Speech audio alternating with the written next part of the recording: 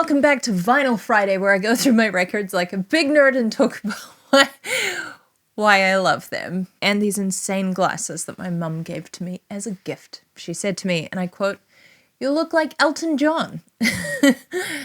They're perfect for this episode, though, so thanks, Mum. Perfect for the episode, but not so great for seeing. Now, I've been covering the Beatles for approximately 3 years, and what I've found in that period is that for every Beatles song, there is someone somewhere on this planet who will defend that song to the death.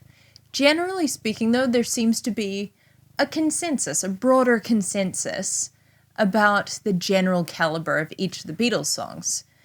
Today's song is an exception to that rule, in that it seems to evoke aggressive responses on either side of the debate. So in this, the 142nd episode of Vinyl Friday, we are going to attempt to answer the question, why is Wild Honey Pie on the White Album?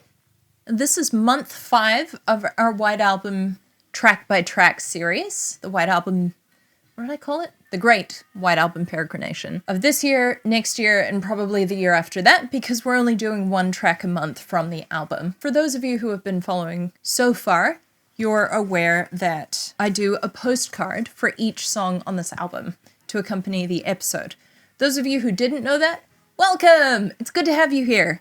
This is the postcard for this week's song, Wild Honey Pie. It's Paul McCartney playing his Hofner bass as a Jack in the Pie. So if you would like for me to send you one of these with a personalized note, you can head over to my Buy Me a Coffee page. I'll leave a link in the description for that. I've made a run of 10. A bunch of them have sold out, so, you know, get in quick or whatever they say in marketing and advertising. That's not what we're here for. If you want a postcard, that's how you buy a postcard. Let's have a listen to it first, though. It sounds like this. Trying not to disrupt the cat here.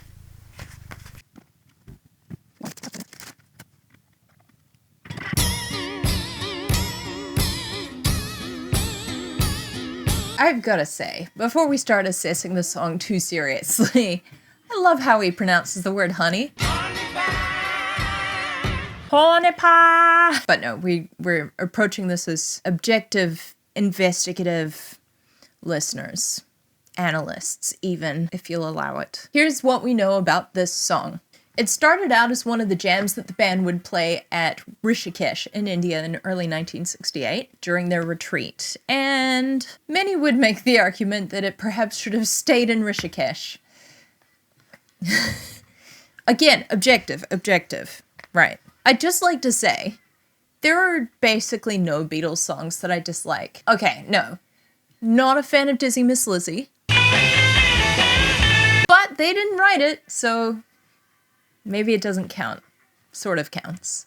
We're not here to talk about Dizzy Miss Lizzie. So instead of leaving it behind at Rishikesh, Paul decides to record it. McCartney, that is, Paul McCartney, decides to record it at the conclusion of his session for Mother Nature's Son. George was on holiday in Greece. John and Ringo, the fourth Beatle, were working on something else in a different studio. And Paul basically took the wheel and went a bit wild. Here is his description of that session. We were in an experimental mode. Now, I'd just like to clarify. From what I can tell, Paul is the only Beatle in the session. So when he says we, he actually means me.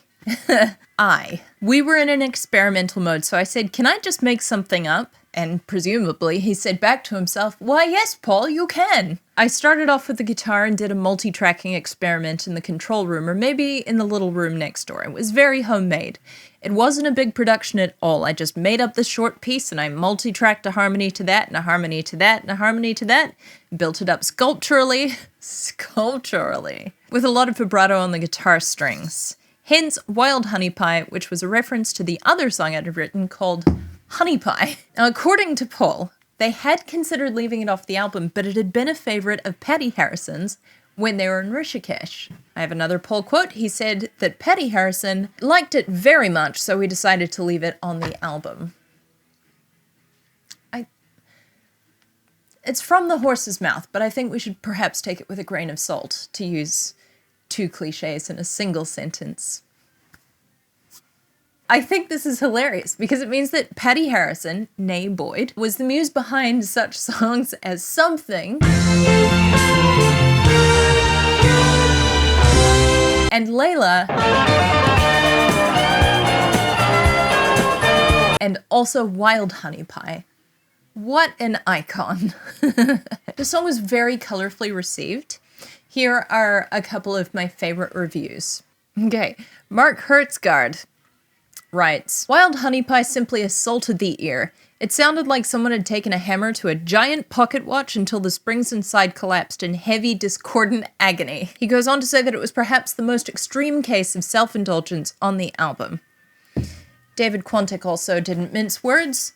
He says, and I quote, Storytime correspondent is on leave pretending to write a book or whatever it is that she does in her spare time. Described by its composer as a little experimental piece, Wild Honey Pie is no such thing unless the experiment is one involving horrible torture. This track, brief as it is, duplicates, I'm going to read the whole thing, it's great, duplicates almost exactly the experience of spending nearly a whole minute in Hades. Everything about it is irritating, from the plinky guitars, the falsetto vocals, the clumpy moron drums to the stupid yodel at the end. Wild Honey Pie is the shortest track the Beatles ever recorded. Thank God. It's fair to say that's not his favorite Beatles song. But was it really that bad a song? Let us assess. Let us assess.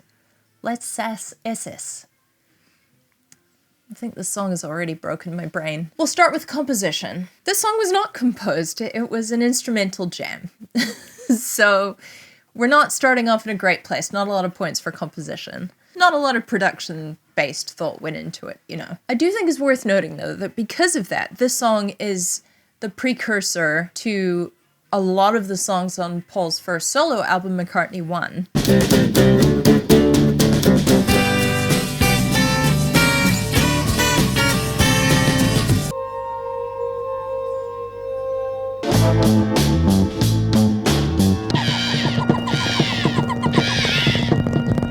Which in itself is an album that many have argued should not have been released to the public and instead should have been Paul's little pet project that was filed away in the vaults.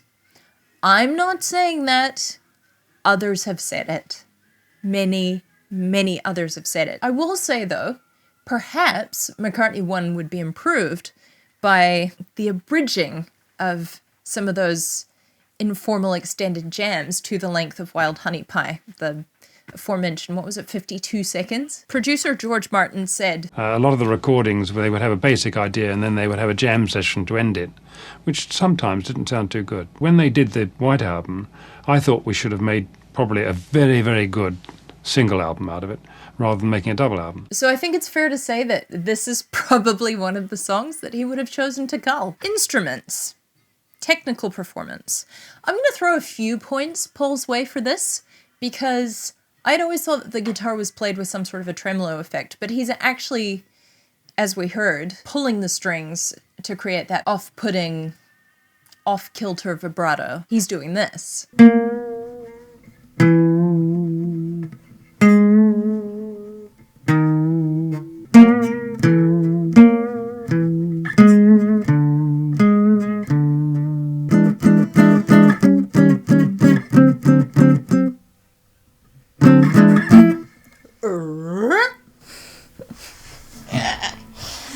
Crack myself up. So I suppose there is some skill involved in playing the guitar and stacking your harmonies. Not that he's singing them in tune, but then he's singing them just enough in tune that they don't completely clash. So I don't know, some points for execution, a few points for execution. Our last category is lyrics, and I'm just gonna have to say 0 points for lyrics, because it's less a set of lyrics and more of a chant. Not only that, but they call back to Honey Pie, except that Honey Pie hasn't actually occurred on the album yet.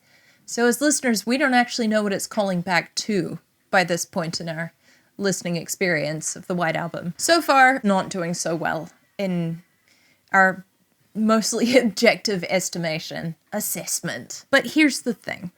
Wild Honey Pie is a perfect exemplar for what the White Album does best. Variety. This album is the Beatles' variety show album. Even more so, I would argue, than, Sgt. Pepper's Lonely Hearts Club Band, which was the album they had intended to be a variety show album. I think this one does a better job of it, perhaps. Was that sacrilegious to say? Any one song on the album relies upon the others to make sense, and each of those musical anomalies justifies the existence of all the others. That means that Wild Honey Pie can be an objectively bad song and a critical component of the White Album at the same time. All 52 seconds of it. It brings a silly, transitory goofiness, and it's our first confirmation, 5 tracks in, that on this album, anything goes. Anything, literally anything goes. And that, my friends, in my estimation, is why Wild Honey Pie has a place on the White Album. I will concede this is a much shorter episode than I would normally do, but as we've covered, this song is 52 seconds long, and it only makes sense that this episode would be shorter accordingly, right? Right. But it's alright, I'm sure I will have plenty to say next week when we talk about XTC's Skylarking. So that's it from me. If you enjoyed this episode or you would like to support any of the weird things I do, I will leave a link in the description to my Buy Me a Coffee page where you are most welcome to make a donation if you wish. Thank you so much to everybody who has signed up as a member or made a donation. I really appreciate you. You mean the world to me. Again, if you're interested in purchasing one of these postcards, or I think there is still a handful of last month's ones, which were for Obla Di Obla Dum, which look like this. There will be a link, again, in the description to the Buy Me a Coffee page. If you're curious about what any of my original music sounds like, I'll leave a link in the description to that as well. There will be some new music coming out soon. My band has just finished an album. I say finished, but it's still with the mixing engineer. And then it has to go to the mastering engineer. And then it has to go through distribution. After that, though, it'll be ready for your ears, which is really exciting for us. I think that's everything I had to say to you today. So, thank you so much for hanging out with me. I'll see you here next week. Have a great weekend! Hello and welcome back to Vinyl Friday, where I go through my records like a big nerd and talk... Nope, you forgot your glasses. But it had been a favorite of and it only makes sense that this episode, where you're most welcome to